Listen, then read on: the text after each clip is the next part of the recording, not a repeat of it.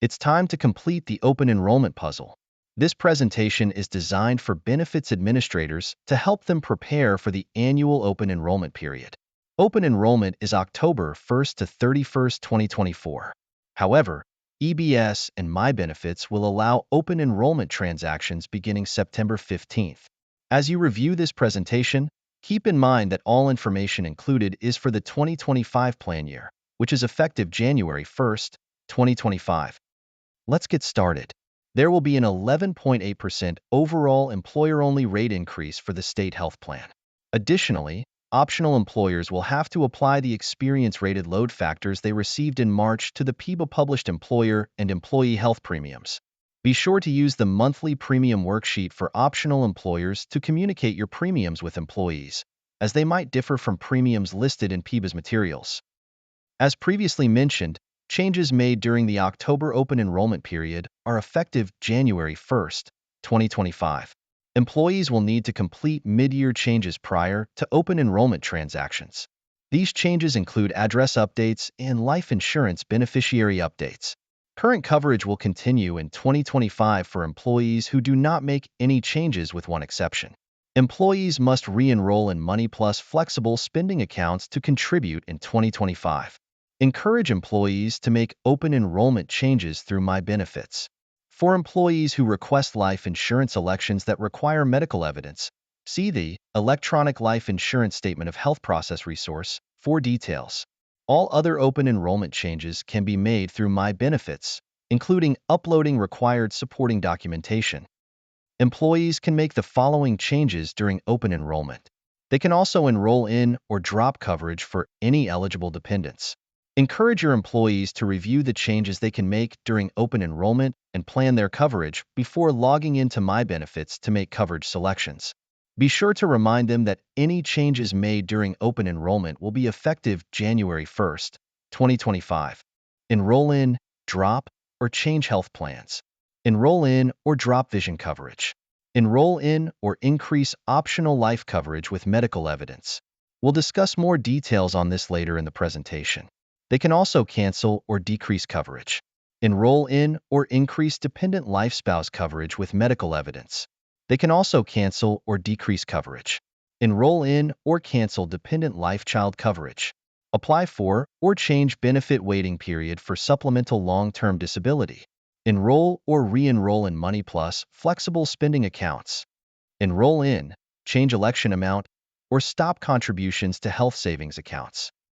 During open enrollment, to enroll in or increase current optional life insurance coverage, an employee must submit a signed notice of election, or NOE, to you, the benefits administrator, to apply. Submit the NOE with dependent life spouse changes separately. All other open enrollment changes should be submitted in MyBenefits.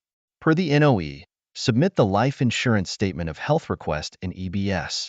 The employee will receive an email from MetLife that includes a link to a supplemental form with health questions on MetLife's own MyBenefits platform.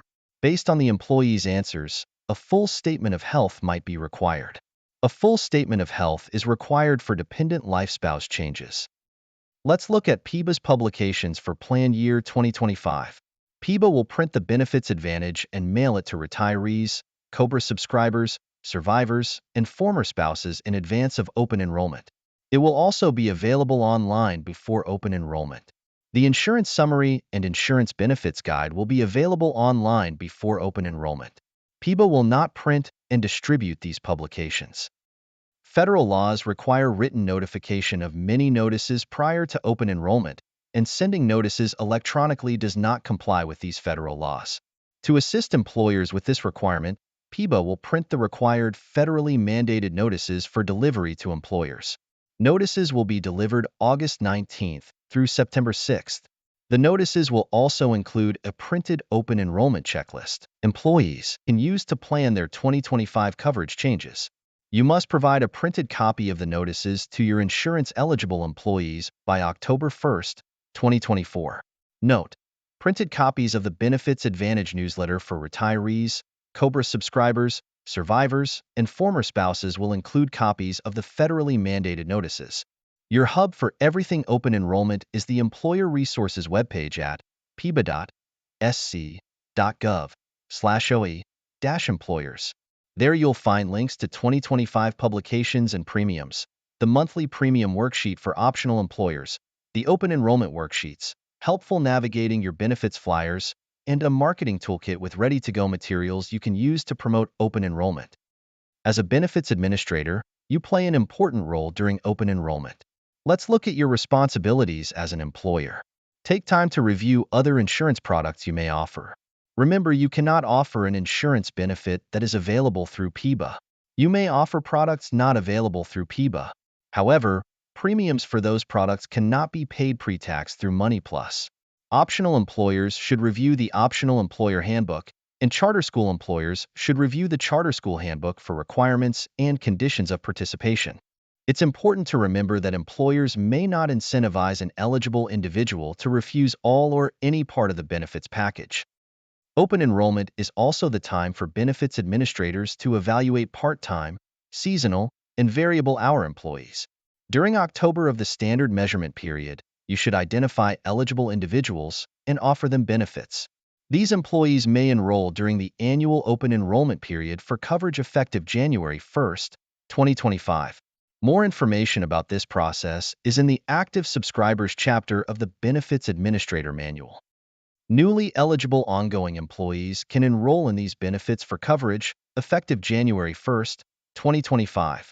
Health, dental, vision, optional life insurance, up to 3 times their salary rounded down to nearest $10,000 without medical evidence, dependent life spouse insurance, dependent life child insurance, supplemental long-term disability, MoneyPlus, and a health savings account if applicable.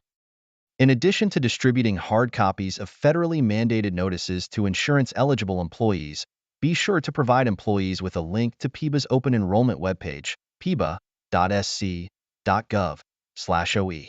That webpage will provide all the information they need in one place.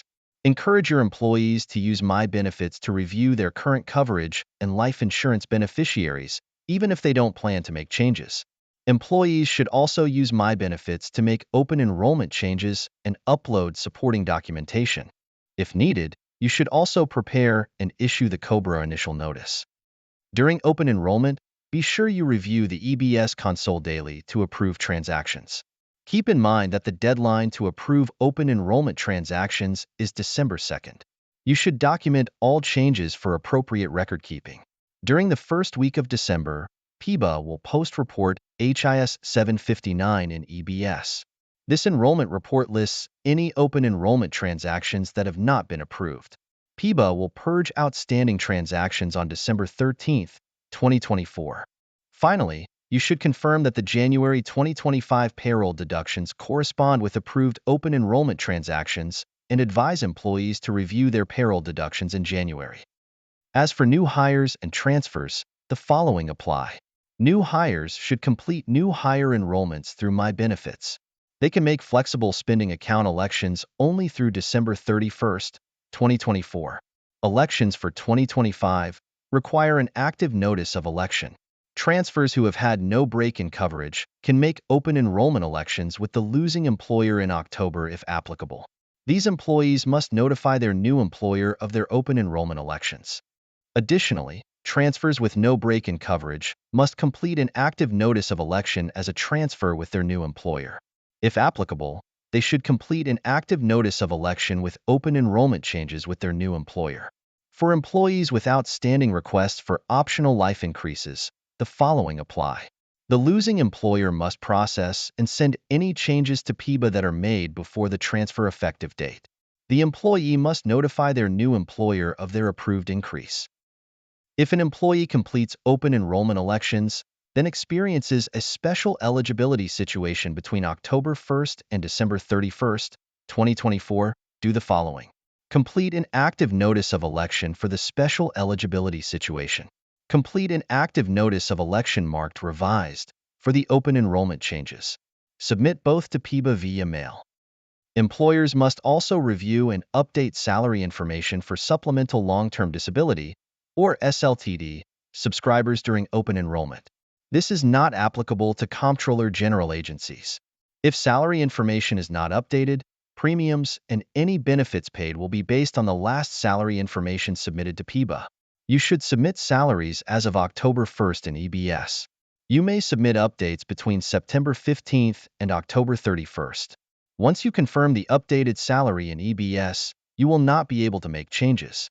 For more information, view the SLTD Salary Updates resource document at peba.sc.gov/insurance-training. Before we wrap up, let's go over a few important reminders. Open enrollment begins October 1st and ends October 31st at 11:59 p.m. EBS and MyBenefits will open for transactions on September 15th. Once the deadline has passed, employees must wait until either the next open enrollment period or a special eligibility situation to make changes. Encourage employees to use MyBenefits to make coverage selections during open enrollment and reinforce with them that an NOE is necessary for life insurance changes. Remind employees they must re-enroll in flexible spending accounts. Employees cannot make changes to dental coverage this year. Changes to existing dental coverage can be made during open enrollment only in odd-numbered years. Employees hired after October 31st do not have open enrollment election rights. Elections will continue in 2025 unless they experience a qualifying event. Additionally, these employees must re-enroll in flexible spending accounts for 2025 using an NOE.